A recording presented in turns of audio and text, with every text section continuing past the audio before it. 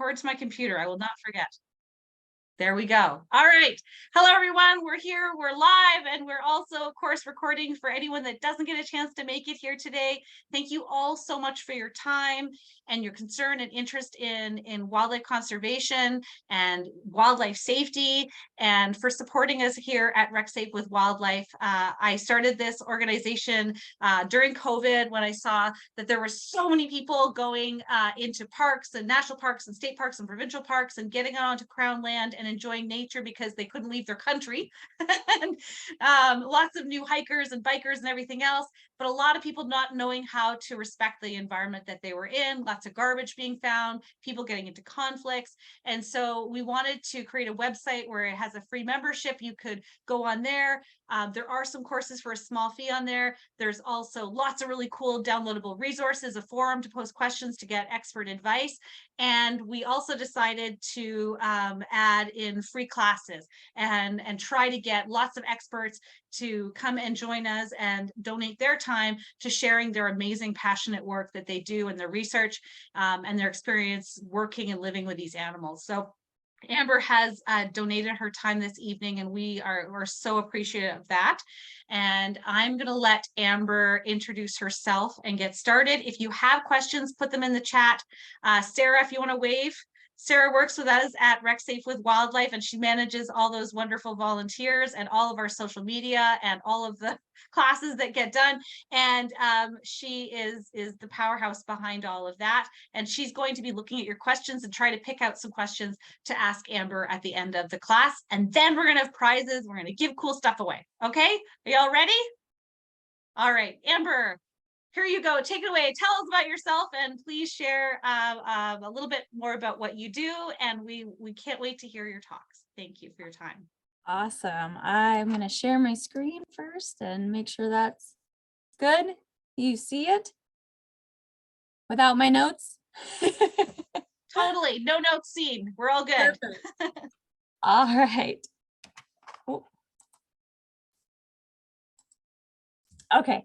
Hi, everyone. My name is Amber Kornak. Hold on just a second. What just happened? There we go. Okay. My name is Amber Kornak. I work for U.S. Fish and Wildlife Service as a grizzly bear conflict specialist. Much of my time is spent doing conflict management and education. I work really closely with the public on securing attractants that they have either at home or on their farms. And I also do a fair number of bear safety talks. And I also work very closely with a variety of agencies and nonprofits to help out on any other projects that they have. These are just a few photos of some different things I've done. Like I said, electric fencing. We're working with another nonprofit, Y2Y, to do a Bears to Bees project. And so we were just tilling up the ground and pulling out weeds. And then, like I said, I do a lot of education.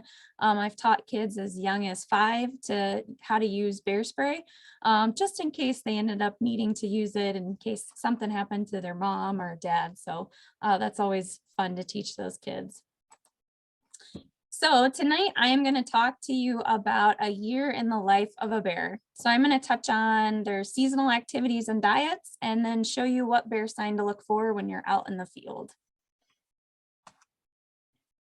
So let's start with the winter. As much as I know that we're all trying to get away from that time, I do want to start there. So where do bears go when the snow hits? They pretty much go wherever they feel and den up. So what are they doing during the winter? They are hibernating. Bears are not true hibernators. They go into what's called a torpor, or a deep sleep, and they can still be woken up easily from their den. But it has to be a really, really loud noise or significant reason for them to come out of their den. The reason bears hibernate in the winter is due to the seasonal shortage of food, the lower environmental temperatures, and snow cover.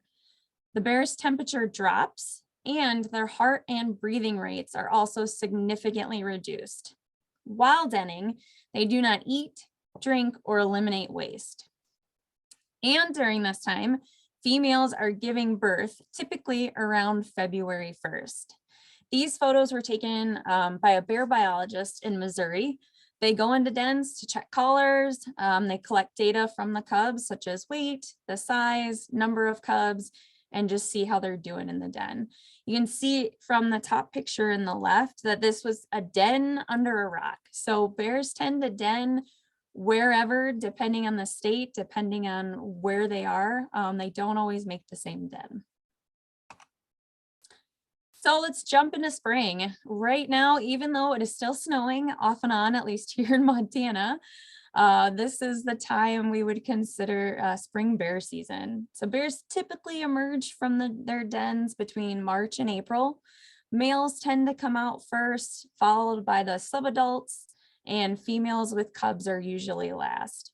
The earliest we've had a bear come out this year was either like March 7th or 8th. And they observed a bear from a helicopter already out of its den in Yellowstone. So what are bears doing during the springtime? Surprisingly, it takes a few days for their body functions and their appetite to revive. But once they finally get going, they become most active during dawn and dusk, and the females are working hard to feed themselves as well as take care of those cubs. And of course, all bears are just trying to find some food. So bears are opportunistic omnivores. An omnivore is an animal that eats both meat and plant life. When they emerge from the den, bears are usually in search of those winter-killed animal carcasses, such as deer or elk. So even though it's been freezing and really, really cold, it still has a nasty, rotten smell, and bears can usually pick that up pretty quickly. This gives bears enough protein to sustain them until they can find that green vegetation. So they're also in search of a variety of different foods, other foods, newly emerging grasses and sedges, newly unfurling leaves. Grizzly bears really like to dig up roots of the plants, such as glacier lilies. So that's one of their favorite foods during the time of May. And right in between that spring and summertime, if they are able, bears will go after newborn mammals such as ground squirrels, mice, elk, moose, and deer. For those hooved animals, though, they only have about a 2-week window before those fawns and calves are able to just take off running and they can't catch them. So summertime. So not much changes for bears. Well, I should say not much changes for female bears. Summer is when they are definitely taking naps and taking breaks, but early summer is when mating season begins for bears. It goes until about July, but that peak season is about mid-June. Sometimes females will only mate with one male in particular if he gets the opportunity to control that male. Or excuse me, that female, but sometimes females can also mate with 1 or 2 males. Males tend to spend most of their time, almost all of their time, expending energy into finding a female and competing for mates. They compete with other males quite frequently.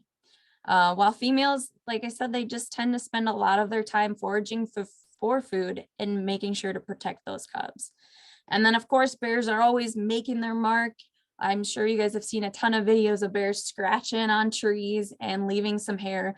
That's just to let other bears know that they are in the area. Bears' diet during this time consists of a lot of berries.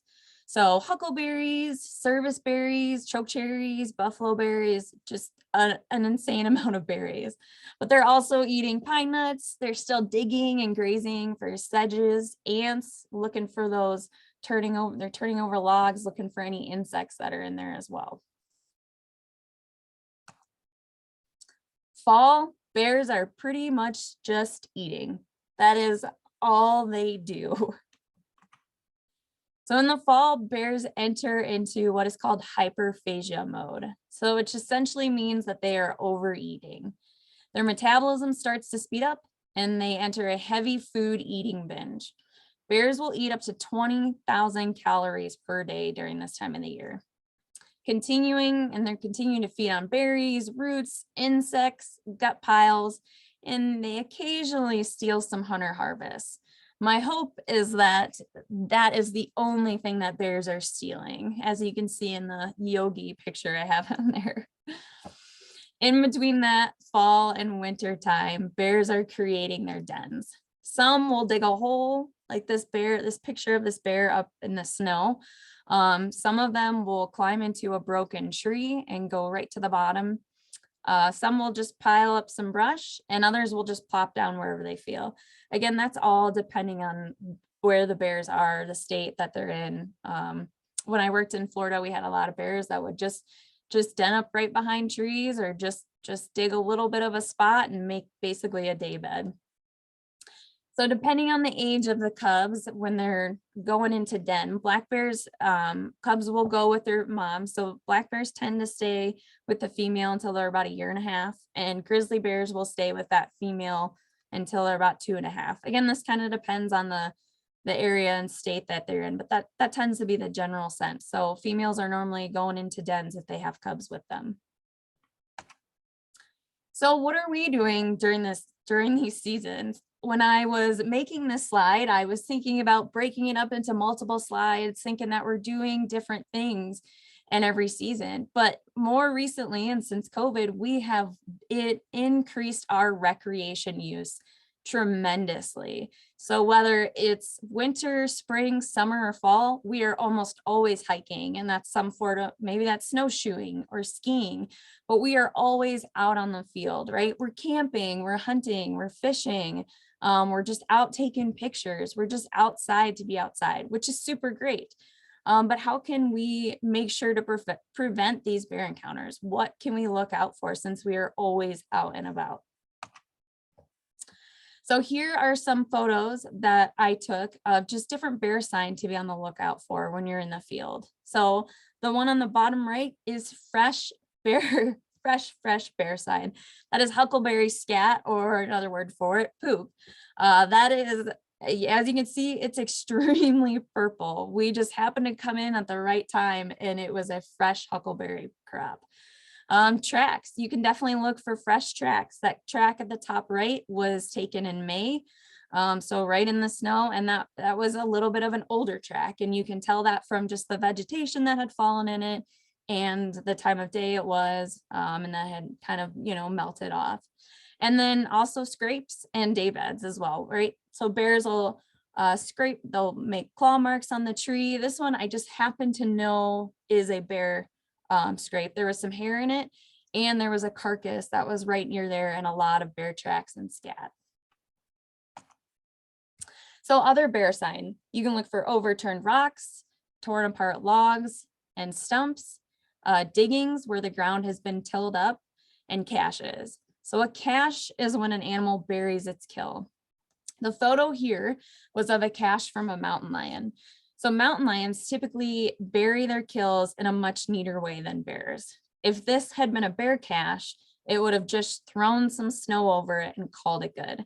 Mountain lions are very neat and very clean.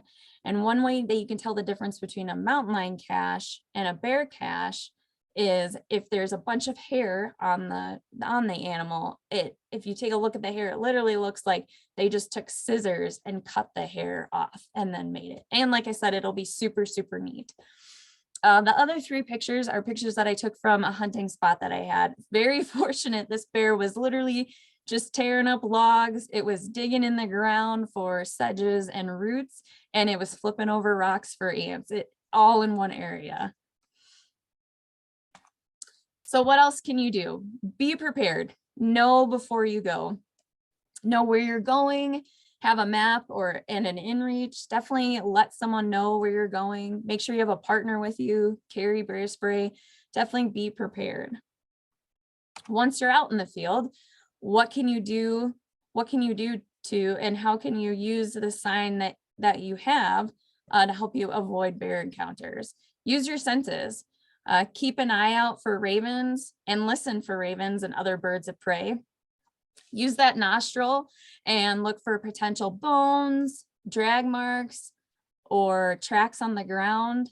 Definitely make sure you're smelling. You can smell those nasty, rotten carcasses. And then just make sure you're enjoying the view, right? Continue to look around, take in the fresh air and all the wild that surrounds you, and make noise. This picture on the bottom left is taken from inside of a bear den. There's a high possibility that you could walk up on a bear den, empty or full. So it's important, again, make noise and pay attention, and pay attention to your surroundings. Again, use those senses. Look for fresh scat, like I said, also known as poop. You definitely don't have to touch it, but you could put your hand over it to see if it's steaming, or you could just kick it around to see how fresh it is. Most of the time, bears are avoiding people and don't have any interest in being around us. Last thing to remember is that sometimes bears are zoned out and get lost in their own activities. So continue to make noise and definitely be alert. And as always, make sure that you carry bear spray. It works. And there's so many different holsters out there that you can no longer use not having the right holster as an excuse. And that's all I got.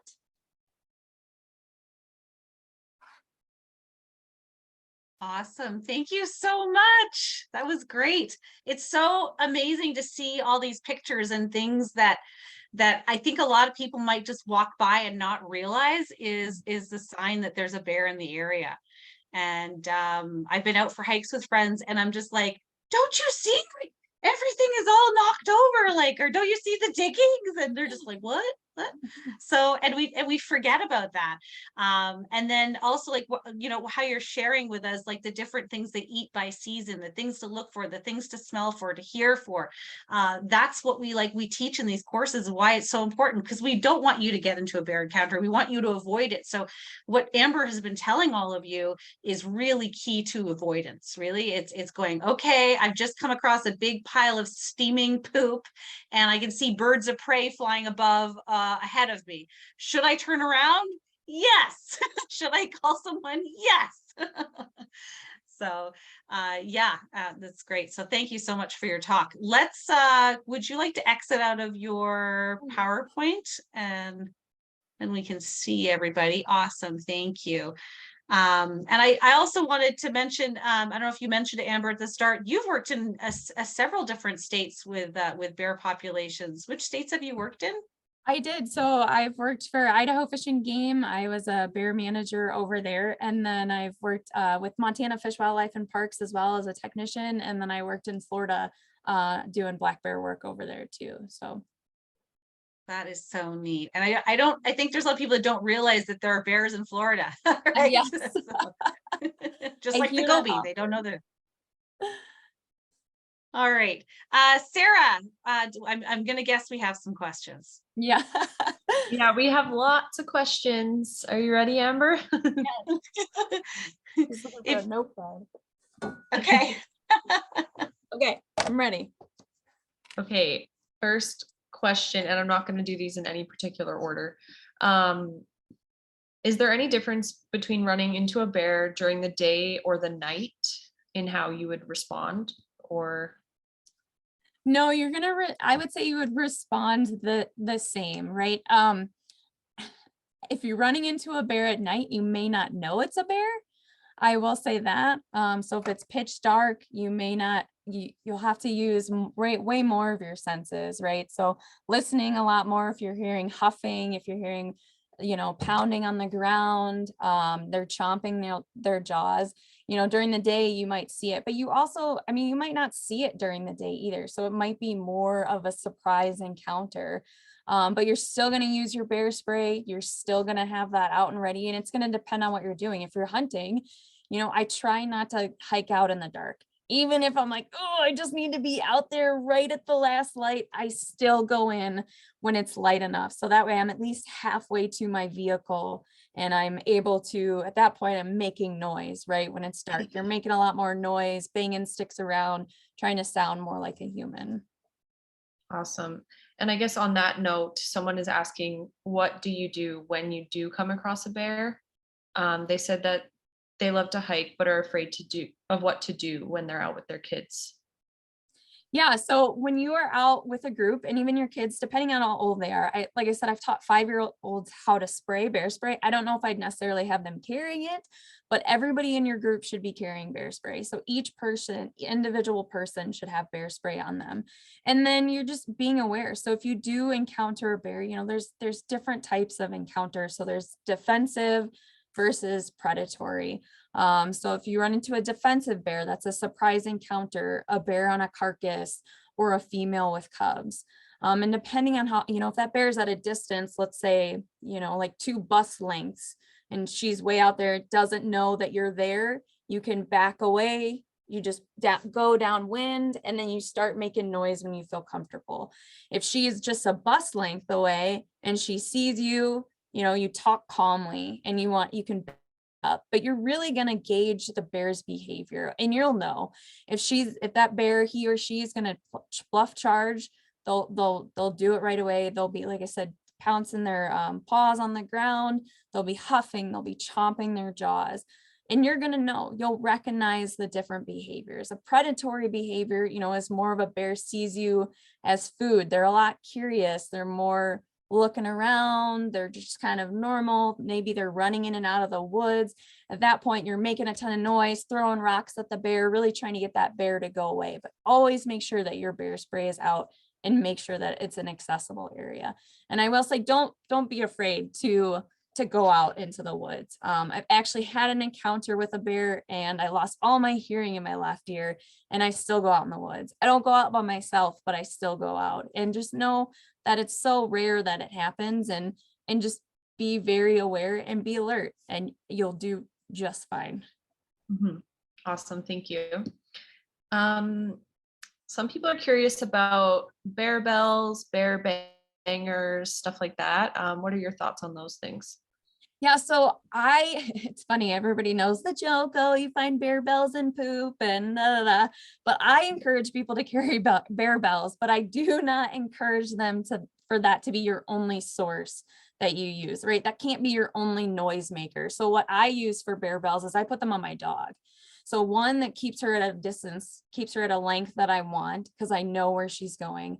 And 2, it just gives me that extra noise. But I am always yelling, and I'm clapping my hands, and I'm making a ton of noise. I'm whistling, I'm saying, hey bear, I'm singing. So never have the bear bells just be one focus. I don't know what a bear banger is. I'm assuming it's kind of just like a little something people shoot off or something.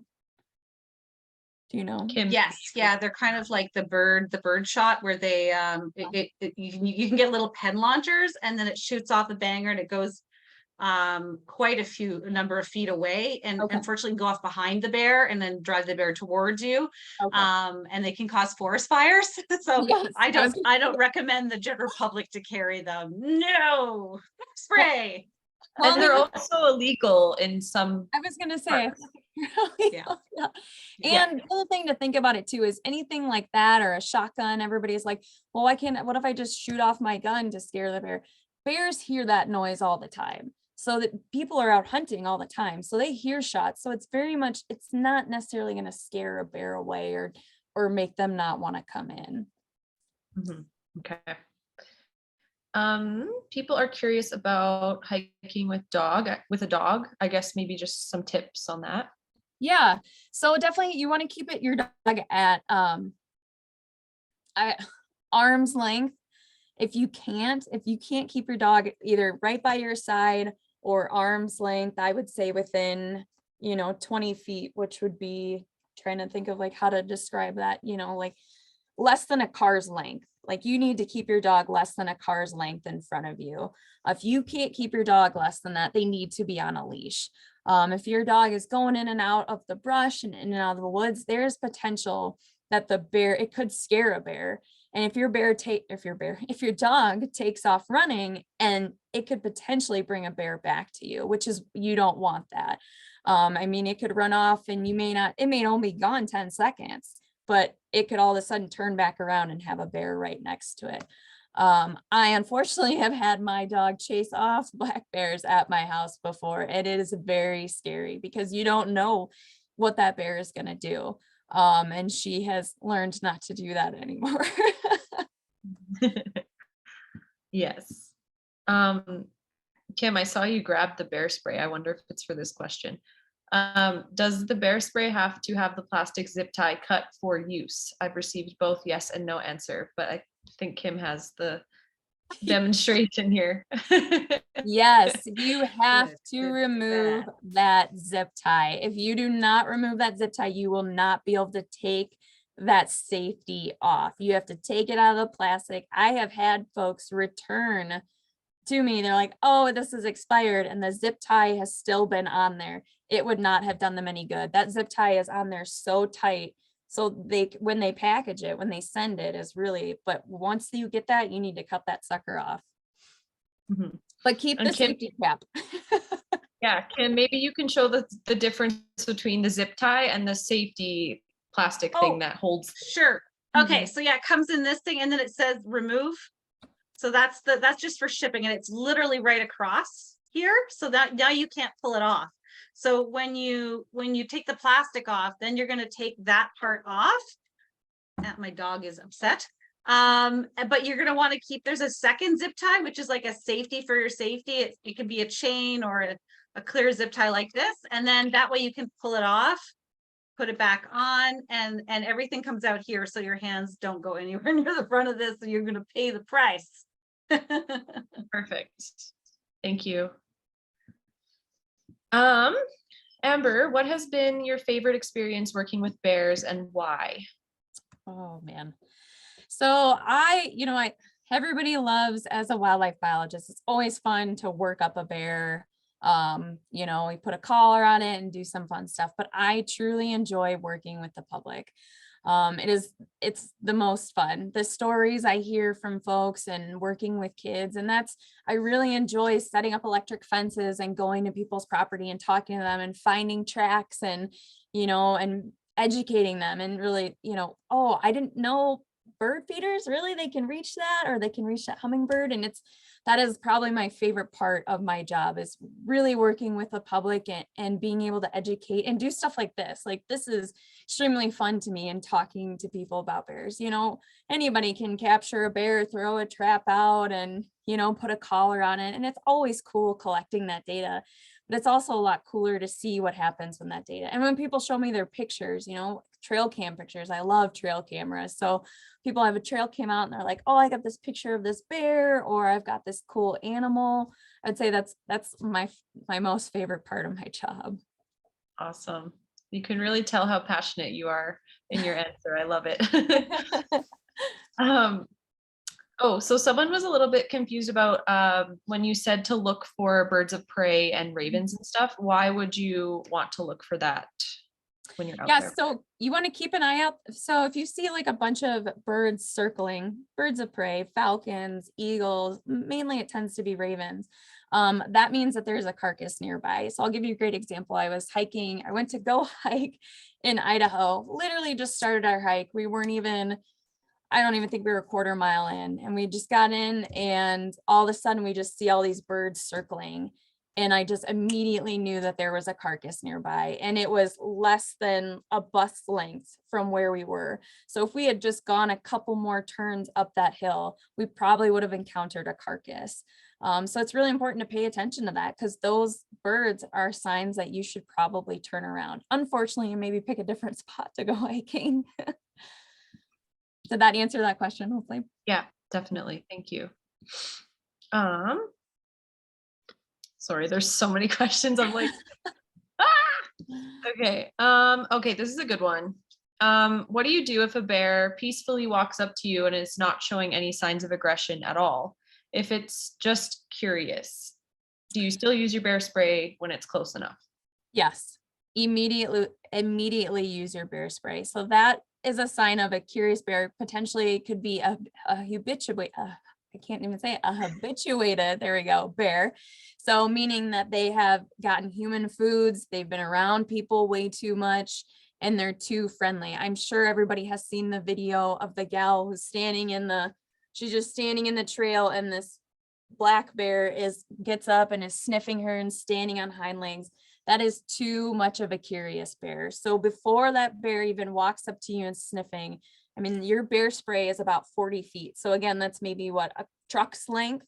So that immediately before that bear even, touches your leg, touches your hand, immediately spray that bear. Let it know that it's not allowed to be near you. Yeah, awesome. Some people are curious about bear spray expiry dates, asking if you can push the expiry date. Someone's asking about cold temperatures and bear spray, stuff like that. Wow, these are really good questions. So Yeah. bear spray, if it expires, so I have bear spray, all it says is 2020 expires 2026, or let's see, this year was 2023, right? Done. I don't use that. January 1, I go and buy a new can. They put an expiration date on there for a reason. While the capsaicin in there might not, they just can't guarantee that the propellant is actually going to function. So it's just not worth it. And I recognize that a lot of folks feel that maybe bear spray is kind of expensive, but think about it. You spend $50 every 4 years.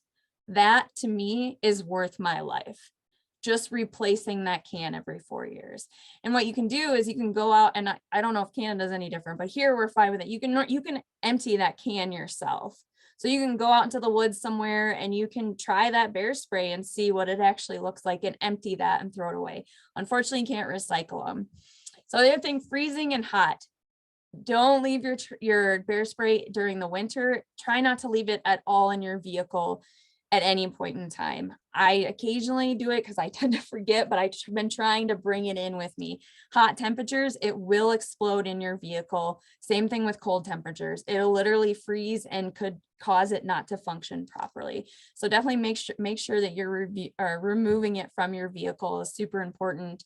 And just keeping an eye on it, making sure the safety is still functioning properly. They can still pull it off. It's not super loose.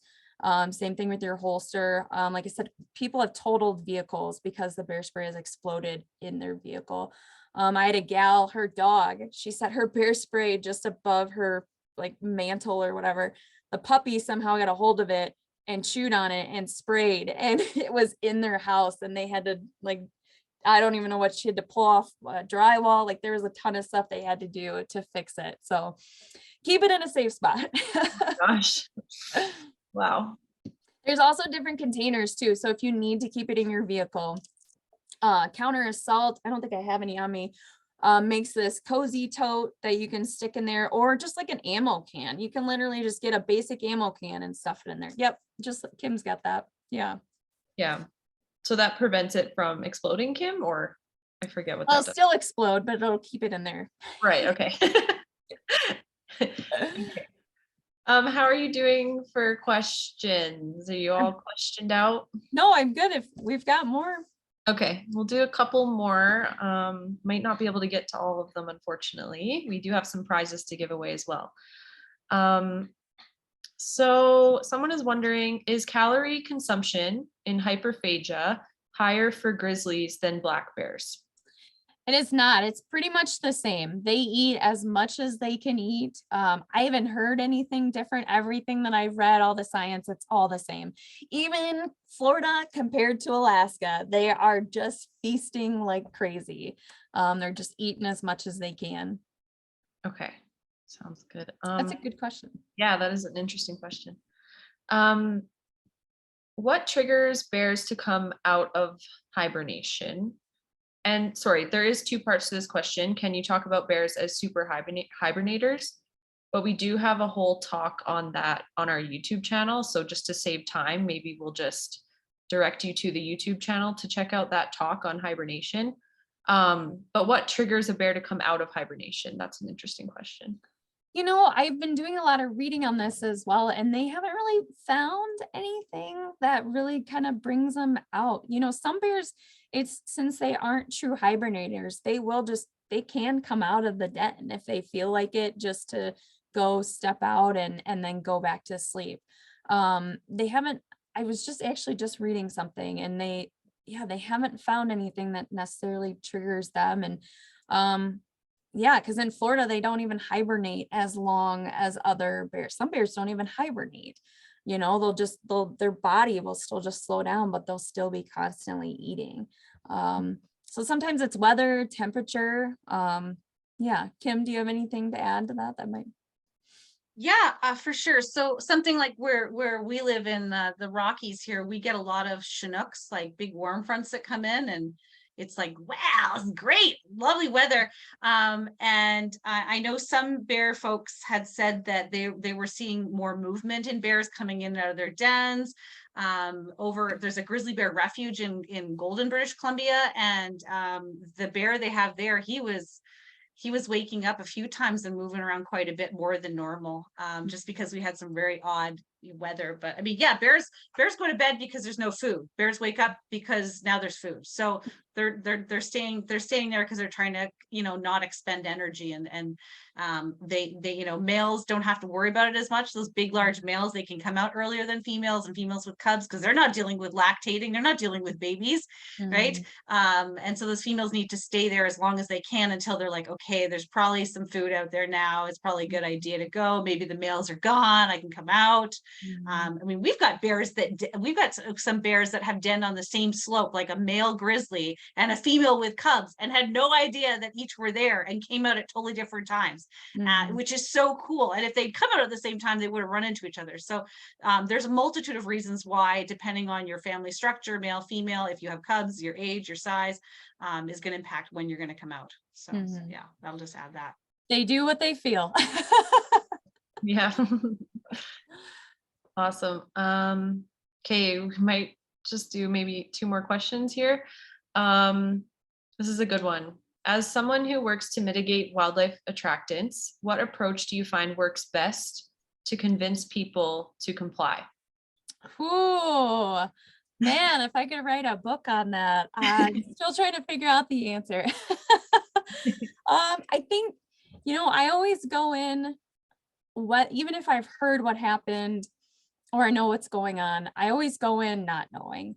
So I always go in prepared to just listen, because sometimes people just have had a really, really bad day and they've just had enough, and the bear just tipped it off. And what the bear did may not even be the worst part of their day, of their week, of whatever happened.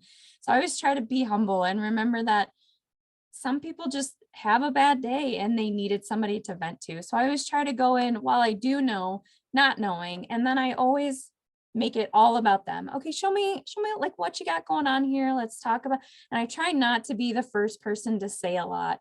And then once it's all come out and we've talked about a couple, then I talk about and give some education. I try to never press people. They're either going to want an electric fence or they're not. They're either going to want a bear resistant container. It depends. And I will say it also depends on what's going on. If that person is super aggressive and being pretty nasty towards me versus like you can tell, right? They're being pretty nasty versus they just had a bad day and they're frustrated. Maybe that really aggressive, really angry person that's kind of being nasty to me, I give them more of a perspective. Well, if we don't secure this garbage, the bear's going to be in your house by tomorrow, or just maybe I push them in a little bit different way. But I mean, I really gauge my audience, and every person is different. Even if it's, if I'm talking to 10 ag people, they are not the same. Each person is different on how they're going to react, especially at their home when they have stuff going on. So I work on that all the time. Like, how can we get folks I will do it. I'll come set up the electric fence for you. If you pay for it, I will set it up and teach you how to use it. And they're still like, no, I'm good. I'm like, I just volunteered my time and you're still telling me no. So we need the answers for that. Yeah, that must be frustrating sometimes, because you're just trying to help the bears ultimately. And the people, right? I mean, I will say that's something else. I always go in saying, I'm here for you. I am here to make your property, your livestock, to keep you safe. My number one is public safety. It's all about that. It's not necessarily, sure, I want to keep that bear alive, I want to keep that bear going, but I also want that bear to stay where it's going to stay. My goal is public safety and keeping people safe. Mm-hmm. Okay, last question. What is the ideal number of people in a group to avoid bear encounters? A lot of science has said 3 or more. There's been a lot of studies that have done that 3 or more people really helps to avoid those bear encounters. That's what I can. And I'll add to that, we've got areas in some of our parks where it's mandatory group of 4 or more. So always check about trailhead rules, because there are places like in Banff National Park, for example, where you have to be in a group of 4 or more. So, which is, again, it's just to help, then the bears can hear, they hear there's a big group of people. It's more intimidating to them if they do have an encounter with you. So it can make a big difference. For sure. Well, thank you, Amber, for answering a lot of questions. And Kim. I know we had a lot more, everyone, but we do have some videos on YouTube on some of the questions that were asked. We also have a bear safety course that you can take that explains the behavior of defensive bears and predatory bears, as Amber was talking about. So if you want to take that course, it's really good. And we also have a full bear spray course too. So yeah, thank you so much, everybody, for your questions, and we're going to give away some prizes. Woohoo! Should we give away a scat belt first? Yeah, let's give away a scat belt. They may not know what these are. They're holsters that you can literally just slide your bear spray into, and you can wear it around your waist, on your chest. If I'm mountain biking, it's in the small of my back. If I'm hiking, it's usually in the front or running. And then you just practice pulling it out lots, and they're awesome. I love mine. And Scat Belt is one of our sponsors. They just donate belts for every single talk that we do. And if you purchase one of their belts on their website, scatbelt.com, they give part of the proceeds to us at RecSafe to help continue these programs. And the coupon code to use is RecSafe, just RECSAFE, or my name, Kim, but RecSafe is our new coupon code. And again, that just really helps us to keep doing this, because there's lots of costs to like having a website and a Zoom and folks trying to help us get all these classes together. So please, if you are going to buy one, use the coupon code. You'll get 15% off, and you'll know that part of your proceeds help us to continue these programs. And with that, we're going to give one of them away. Yes. Okay, so I just picked random names for these, by the way. So the winner of the Scat Belt is Kiera Jenke. So Kiera, I will send you an email probably tomorrow. But congratulations. Okay, what else do you want to give away?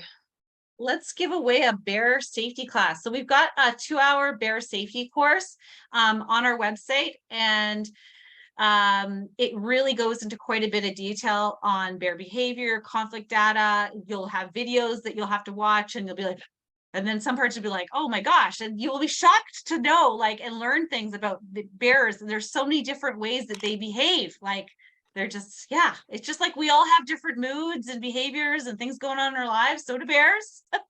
And I really, truly believe that people can learn to understand what bears are trying to tell us. And if you can understand what they're trying to tell you, you can also learn how to communicate back to them to try to get yourself out of bad situations, which is what we want. We want you to have the capability to avoid it in the first place, which is why we're here today, to learn about avoidance. But we also want to make sure that you know what to do. Like, oh, is this a predatory encounter? Is this a defensive encounter? Is this a food-seeking bear coming into the campsite? So all of these things, these different behaviors, we need you to understand that there are differences, and how you react to them is really important. So that's why that course is there for people to take. Yes. So who won? So we have 2 winners. Please. Oh, cool. The first winner is Alan Chang. And the second winner is Sandra Marinescu. Congratulations. That is awesome. Thank you. Yay. All right. I love it. We will send out a thank you email tomorrow. If we've got the recording uploaded by then, we'll stick it on the YouTube channel. So if anybody didn't make it, they can always jump on the YouTube channel. And we have some of our past talks. Do we have a polar bear talk on there? I think we did. Yeah. Do we? Yeah, we had a polar bear talk a few months ago. That one, I should have invited you to that one, Amber. It was live in Churchill, Manitoba. We have to get you up here, Amber, to work with polar bears next. All right, that'd be great. Yes, everybody, I will send an email tomorrow. I know everyone's asking for the links in the comments, but I'll send you all an email tomorrow with the discounts for the scat belt and the link for the bear safety and bear spray courses, and you all get 20% off. So we will have all of that in the email for you. And if you don't see it, the coupon code is going to be Amber. So you'll get 20% off if you decide you want to take the class. So, all right. Thank you, Amber, so much. Thank you, Sarah. Thank you, all of the wonderful people that came. I think there was like up to 165 people or more on there, which is nuts.